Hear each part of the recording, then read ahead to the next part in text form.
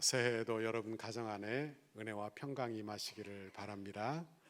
오늘 우리가 봉독한 이 말씀을 가지고 하나님만 섬기는 가정의 제목으로 말씀의 은혜를 같이 나누겠습니다. 따라합시다. 하나님만 섬기는 가정. 하나님만 섬기는 가정. 설 명절이 되면 새해 인사를 다시 나눕니다.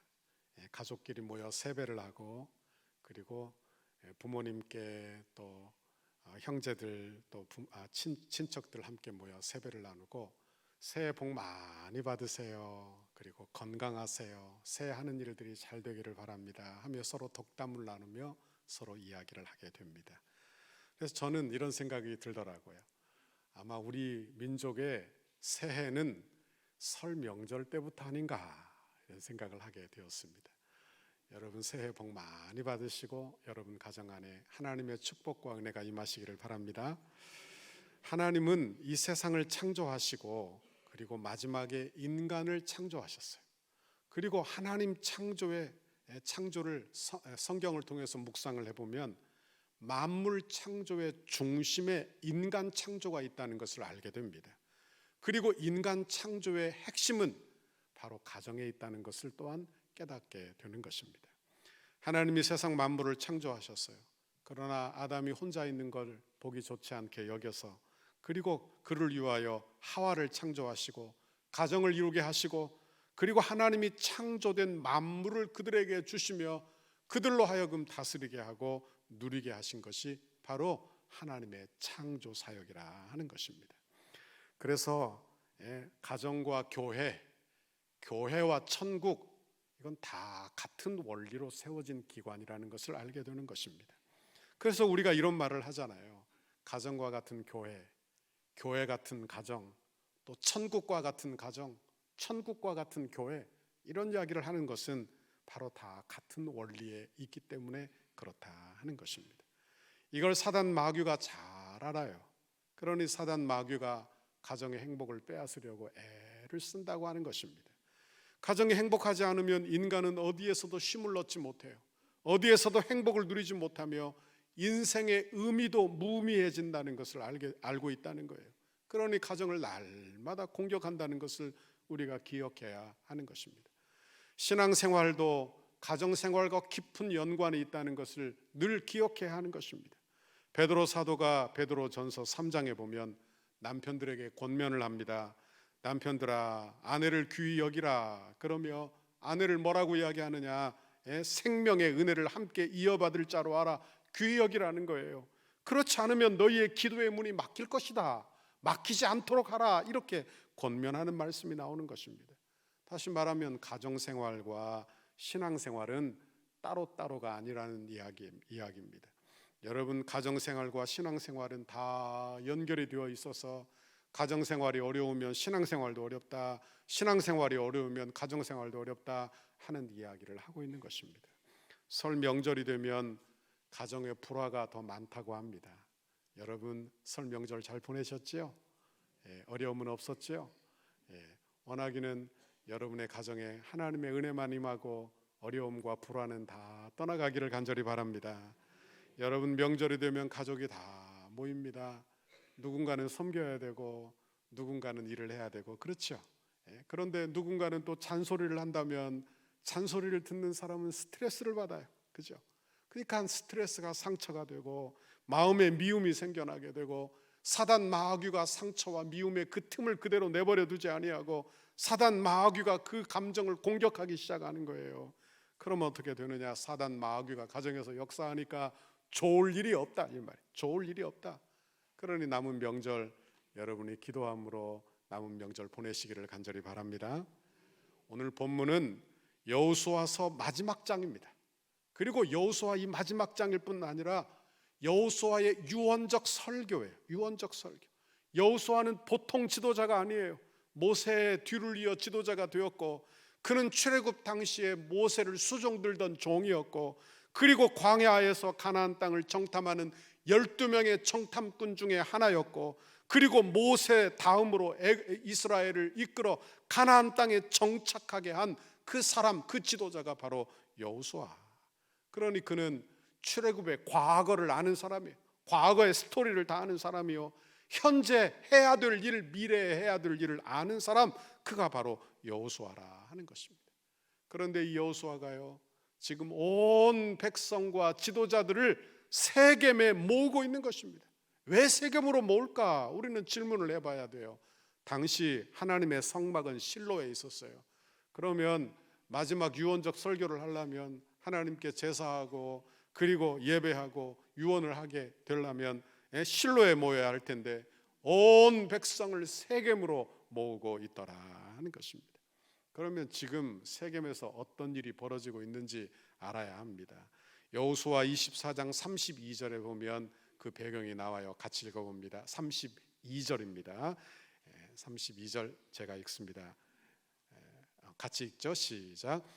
또 이스라엘 자손이 애굽에서 가져온 요셉의 뼈를 세겜에 장사하였으니 이곳은 야곱이 베크시타를 주고 세겜의 아버지 하몰의 자손들에게서 산 밭이라.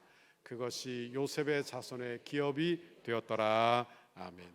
지금 어떤 일이 벌어지고 있는지를 잘 보세요. 지금 세겜에서 요셉의 장례가 마무리되고 있는 것입니다. 요셉의 장례식은 창세기 마지막 장 50장에 나와요. 요셉은 애굽의 총리 대신이 되어 가족을 다 구원한 사람입니다. 그런데 그가 110세가 되어 죽게 되는데 창세기 50장 마지막 절에 보니까 그가 어떤 일을 하는지를 보면 그가 온 이스라엘 자손을 불러요. 그리고 자손들로 하여금 맹세를 하게 하는 것입니다. 내가 죽거든 나를 애굽에서 장례하지 말아라. 내 뼈를 반드시 너희가 애굽에서 나가는 그날 내 뼈를 메고 나가서 가나안 땅에 장례해라. 이렇게 맹세를 하게 한 거예요. 그리고는 창세기 50장 마지막 절에 보면 요셉이 죽어요. 그리고 몸에 향료를 넣고, 그러니까 예굽 사람처럼 시신을 이렇게 미라처럼 이렇게 처리를 한 거예요. 그리고는 어떻게 했느냐, 그를 입관하였더라 이렇게 하고 성경이 마무리가 되는 것입니다.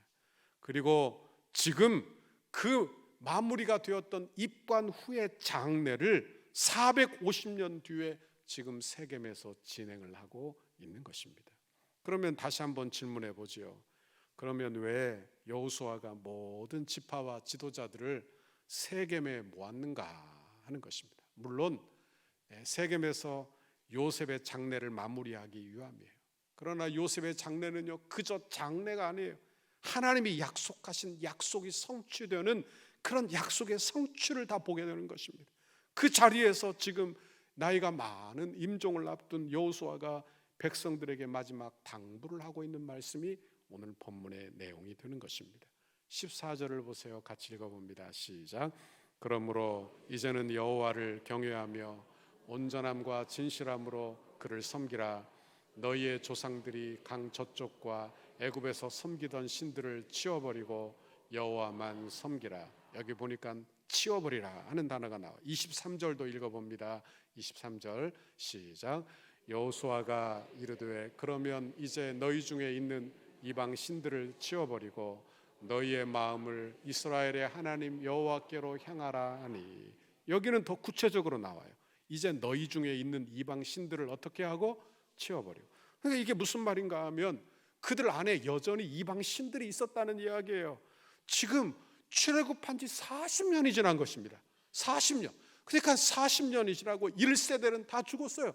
그리고 2세대가 지금 가나안 땅에 정착하게 되었는데 선대에 가지고 있던 애굽의 신들을 그대로 자손들에게 물려주어 그들이 그 신상들을 가지고 있었더라 하는 것입니다. 너희 중에 있는 이방 신을 치워버리라는 거예요. 여러분 잘 보십시오. 죄악이 얼마나 무서운지, 사람이 죄의 습관이 얼마나 무서운지, 얼마나 질긴지 그것을 버리지 못하고 사는 거예요. 저와 여러분이 새해를 맞았습니다. 새해가 새해 되려면 여러분 옛 것을 다 버려야 새해 되는 줄 믿습니다. 새해 되는 거예요. 그러니까 내 손에 옛 것을 다 쥐고 옛 과거, 옛 상처, 여러분 옛 미움을 다 가지고서는 새로운 출발을 절대 할 수 없다. 절대 할 수 없다는 거예요. 이스라엘 백성들도 마찬가지예요. 과거의 애굽의 모든 신상을 가슴에 품고 그리고 애굽의 문화를 가지고 있으면서 새로운 출발을 할 수 없다는 이야기를 하는 거예요. 그러니 새로운 출발을 위해서는 신상을 버리라 하시는 것입니다.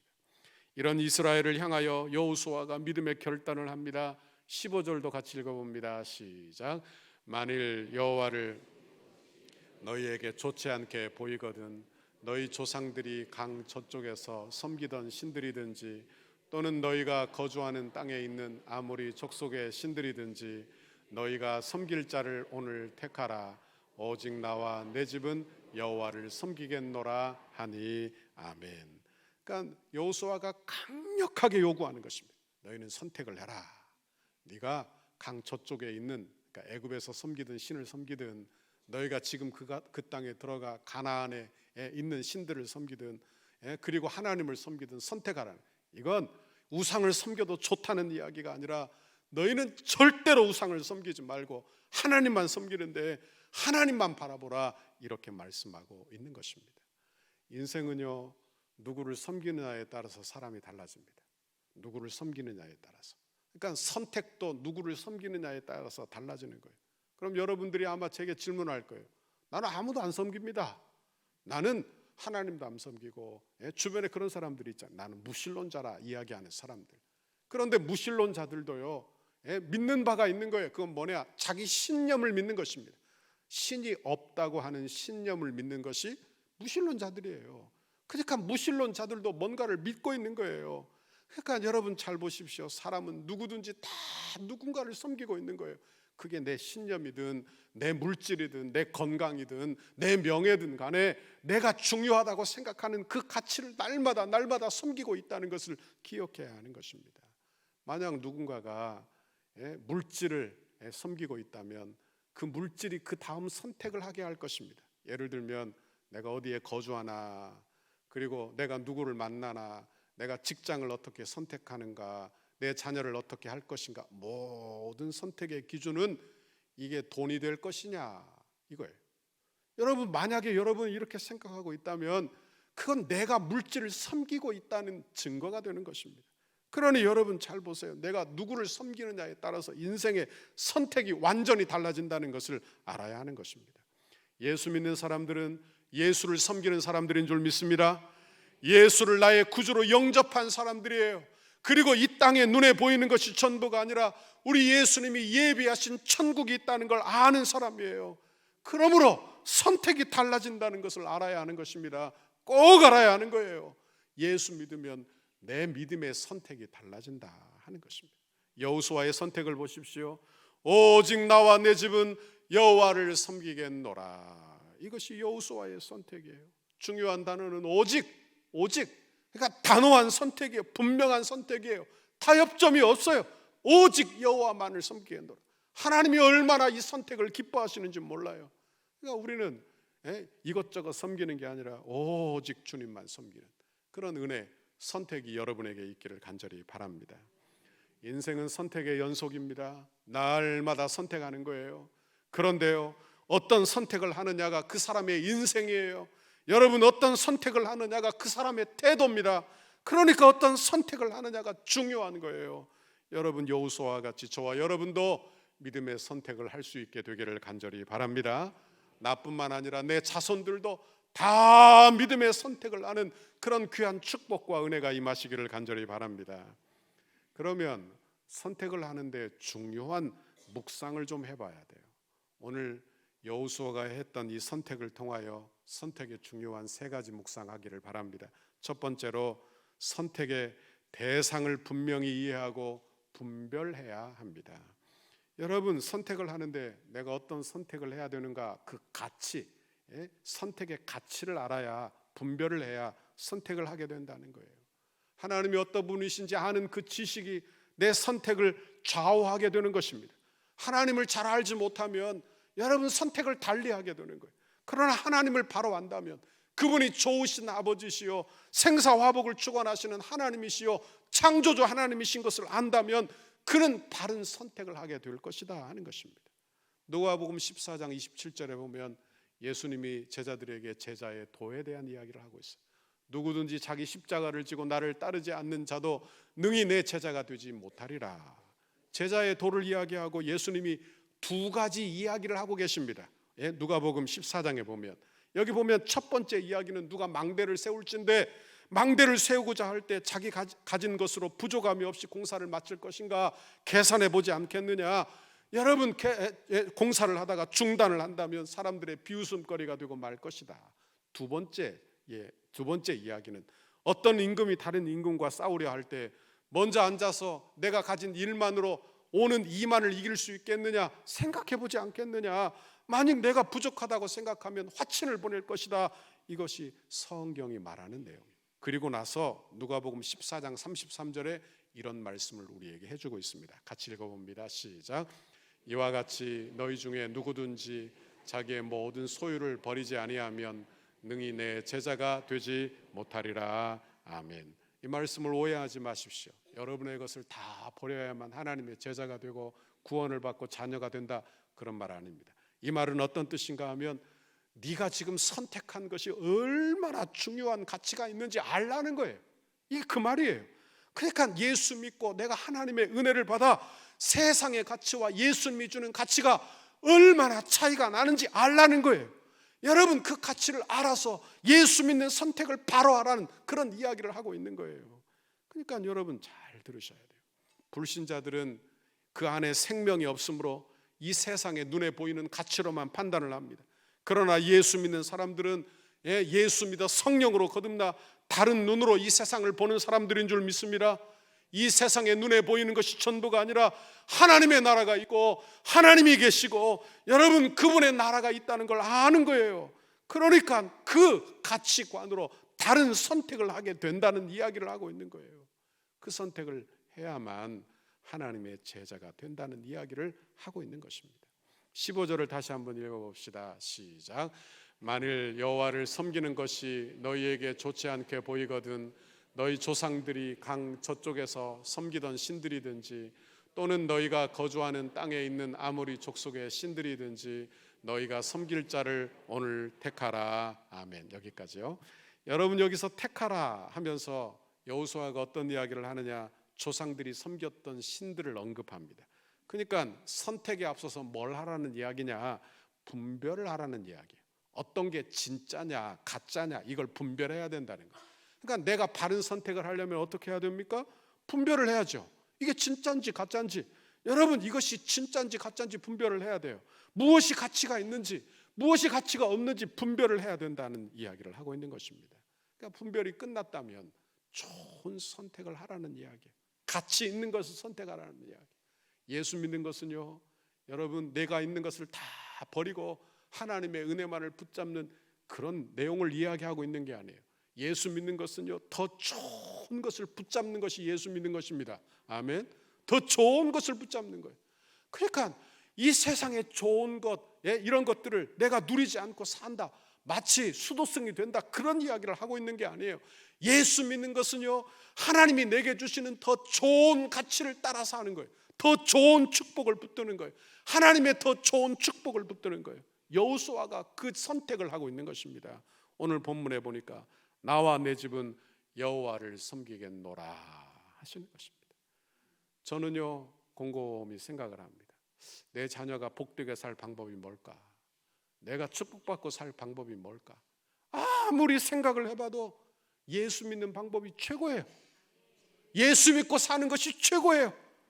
그러니까 조금 부족해도, 자녀들이 좀 부족하고 내가 좀 부족하게 살아도 예수 믿는 것이 최고의 축복이다. 저는 아무리 견주고 비교를 해봐도 예수 믿는 것이 최고라 하는 생각을 하게 되더라 하는 것입니다.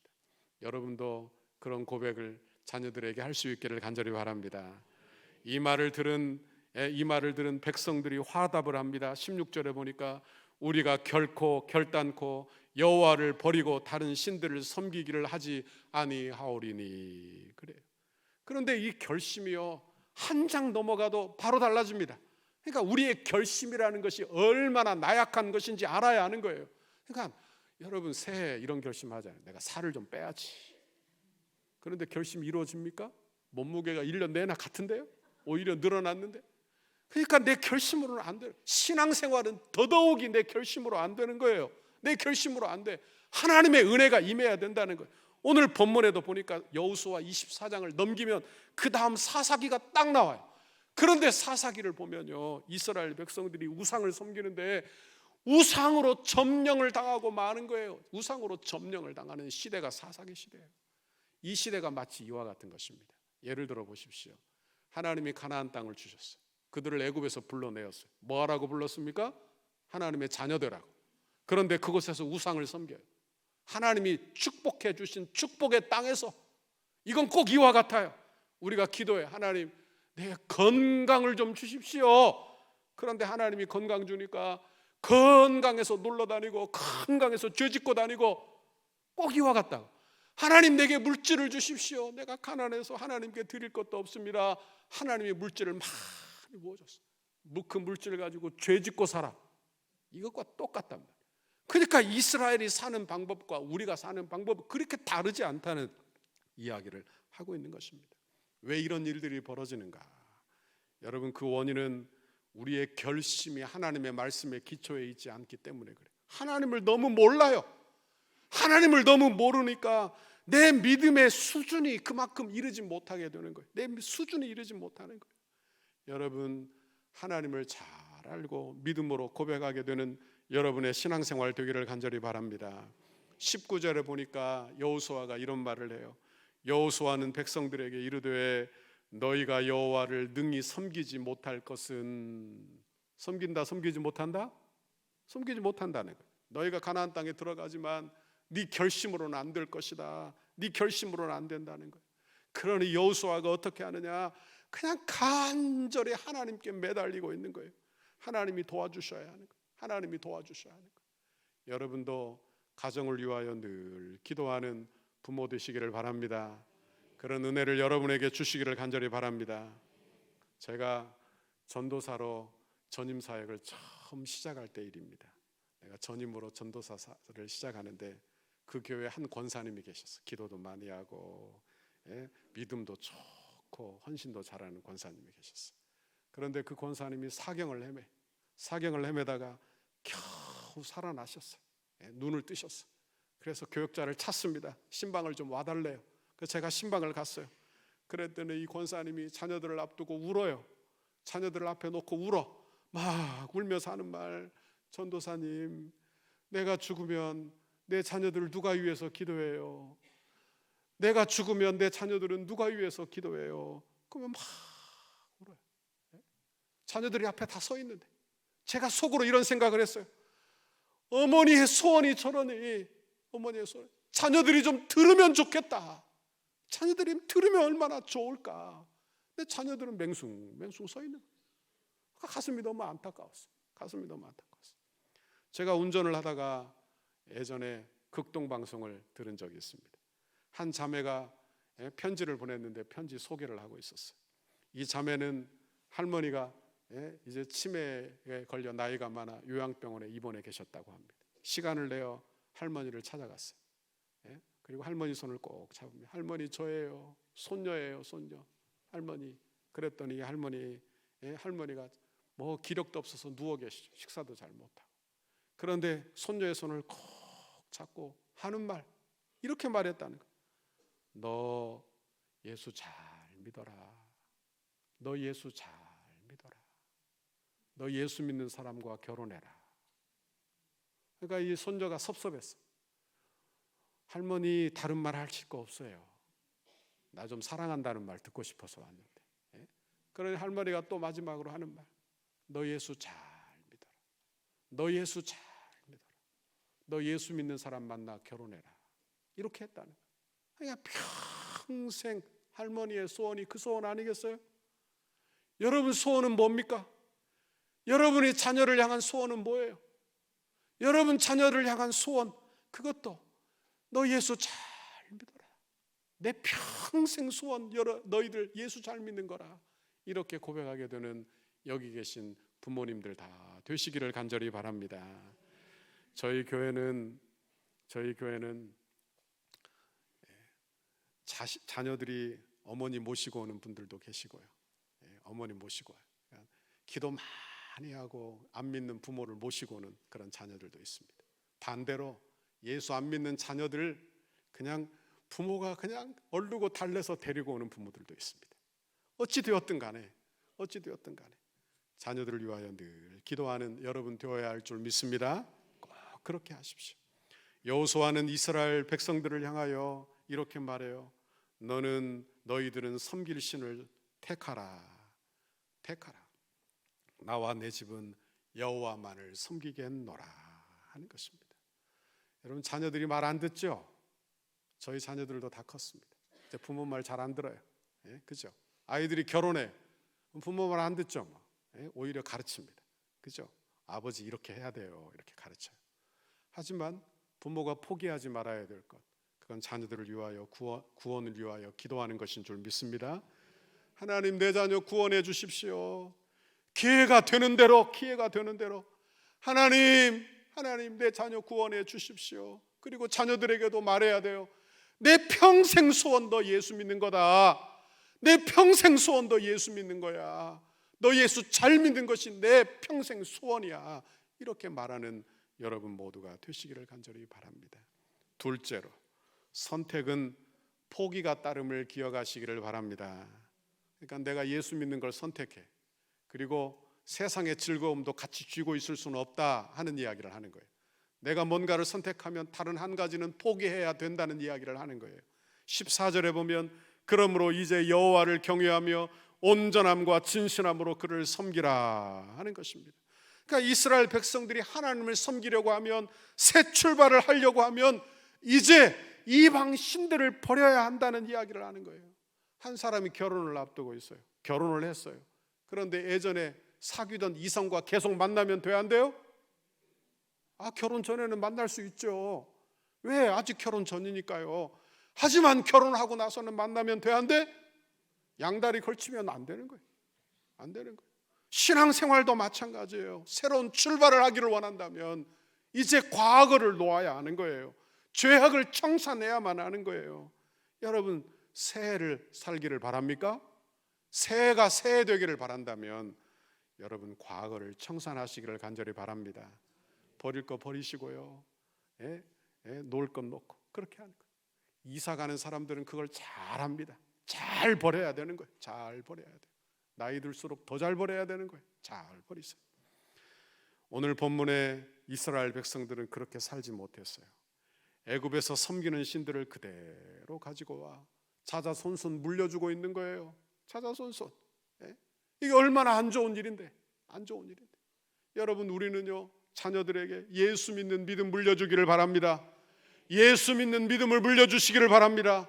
그러니까 온전하게 주를 섬기는 믿음을 물려주는 거예요. 상처 물려주지 말고, 미움을 물려주지 말고 하나님의 은혜를 물려주는 거예요. 하나님의 은혜, 믿음, 이걸.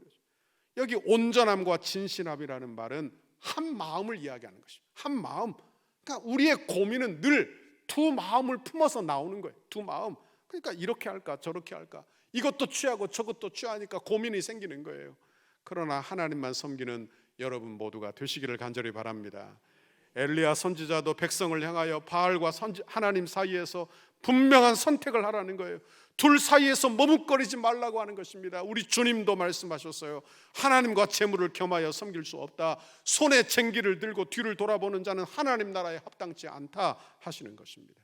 여러분, 하나님을 온전히 섬기는 새해가 되시기를 간절히 바랍니다. 성도가 은혜 받고 살지 못하면 어느새 내 마음에 내 생각이 들어와요. 내 생각, 내 방법, 내 철학, 이런 게 내 안에 자리 잡게 되는 것입니다. 그리고 이것이 정의가 되게 되는 거예요. 그러니까 하나님의 뜻을 이루는 것이 우리의 여러분 정의가 되어야 하는데, 내 생각이 정의가 되고 나면 어떻게 되느냐? 여러분, 마음이 갈라지게 되는 것이죠. 마음이 평안하지 않아요. 늘 그 선택에 어려움이 있다는 말씀입니다. 그러니 하나님을 온전히 섬기는 저와 여러분의 신앙생활 되기를 간절히 바랍니다. 세 번째로 우리가 기억할 것, 선택은 시간과 연관이 있음을 기억하십시오. 그러니까 선택은 항상 할 수 있는 게 아니라는 이야기를 하는 거예요. 그러니까 좋은 선택일수록 어떻게 해야 되느냐? 지금 해야 된다. 미루지 말고 해야 된다는 거예요. 오늘 여호수아 한 것을 보십시오. 너희가 오늘 섬길 자를 택하라는 거예요. 오늘, 어제, 내일이 아니에요. 조금 있다가 아니에요. 여러분, 당장 오늘 중요한 선택은 미뤄서는 안 되는 것입니다. 선택의 중요한 기준은 지금 하는 거예요. 지금 하는 거예요. 여러분, 자녀들에게 너 대학 들어가면 신앙생활해. 안 될 이야기란 말이야. 안 될 이야기. 너 대학 들어가고 고3 지난 다음에 교회 나와도 돼. 시간이 많아.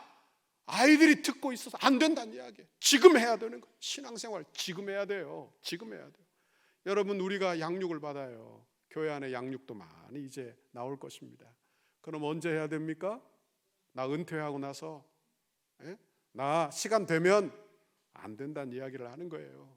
그때는 힘이 없어서 못해요. 눈이 안 밝아서 못 읽어요. 그러니 지금 해야 돼요. 지금 내가 할 수 있는 그때, 내가 누구를 섬기고 나누고 그렇게 하는 일도 지금 내가 할 수 있을 때 하는 거예요. 할 수 있을 때. 우리의 구원의 사건도 마찬가지입니다. 고린도후서 6장 2절에 보면 보라 지금은 은혜 받을 만한 때요 보라 지금은 구원의 날이로다 그랬어요. 은혜 받는 것 언제 해야 됩니까? 지금. 그러니까 은혜 받는 것 미루지 마세요. 내가 은퇴하고 나면 신앙생활 잘 해야지. 그때 건강이 뒷받침 되려는지 모를 일이에요. 그러니 지금 하는 거예요. 아이들 다 키워놓고 내가 하지요. 안 돼요. 지금 해야 되는. 지금 마음이 없는데 언제 그때 하겠느냐 하는 말씀이에요. 여러분, 우리의 선택은 아주 중요한 것은 지금 해야 될 줄 믿습니다. 가나안 땅은 이방 문화가 가득한 땅입니다. 가득한 땅이에요. 우리가 살고 있는 세상도 이방 문화가 가득한 땅이에요. 명절 때 여러분 뭐 하셨습니까? TV 많이 보셨죠? 하루 종일 앉아서 TV 채널 돌리면서 있지 않으셨습니까? 안 그러셨어요? 음식 준비하느라고 바쁘셨습니까? 그런데 하루 종일 TV를 한번 보십시오. 어떻게 되는지. 성경도 안 읽고 교회도 안 나오고 아마 한 2주 앉아서 TV만 보고 있다. 그러면 세상 문화가요 내 안에 꽉 들어옵니다. 그리고 하나님이 안 계신 것 같아요. 하나님이 멀리 계시는 것 같아요. 그리고는 교회 나오는 게 어색해. 기도하는 게 어색해진단 말이에요. 예배 드리는 게 어색해진단 말이에요. 이게 어떤 것인지 생각을 잘 해봐야 되는 거예요. 여러분, 우리는 하나님의 은혜로 여러분 늘 살기를 간절히 바랍니다. 여러분, 내가 양육받을 수 있을 때 양육도 받고요, 기도할 수 있을 때 기도도 하고요, 내 구원을 위하여 자녀를 위하여 기도할 수 있을 때 기도도 하는 여러분의 신앙생활 다 되시기를 간절히 바랍니다. 오늘 기도할 때 여러분의 가정을 위해서 꼭 기도하는 축복이 있기를 바랍니다.